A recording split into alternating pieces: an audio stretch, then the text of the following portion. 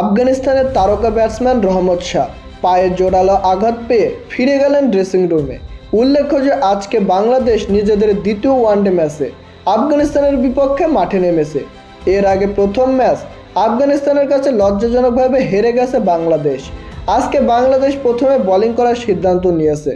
এদিকে আফগানিস্তান প্রথমেই 38 রানের মধ্যেই 2 উইকেট হারিয়ে ফেলে। এরপর ব্যাটিংয়ে আসে রহমত শাহ। ইনিংসের 15তম ওভারে তৃতীয়তম বলে রহমত শাহ তানভীরের করা ডেলিভারিটি ব্যাটে টাচ করে দৌড় শুরু করে, কিন্তু দৌড়াতে দৌড়াতে হঠাৎ তার পায়ের রগে টান লাগে আর সাথে সাথেই রহমত শাহ মাটিতে লুটিয়ে পড়ে। এরপর ফিজিওরা এসে তাকে চিকিৎসা দেয়, কিন্তু শেষ পর্যন্ত দেখা যায় এই আঘাতটা অনেক গুরুতর, তাই তাকে মাঠের বাইরে যেতে হয়। এদিকে আফগানিস্তান 2টি উইকেট হারিয়ে ফেলেছে। এমনিতেই তাদের ব্যাটিং বিপর্যয় শুরু থেকেই। একটি উইকেট নিয়েছে তানজিম সাকিব এবং অন্য উইকেটটি নিয়েছে তানভীর আহমেদ।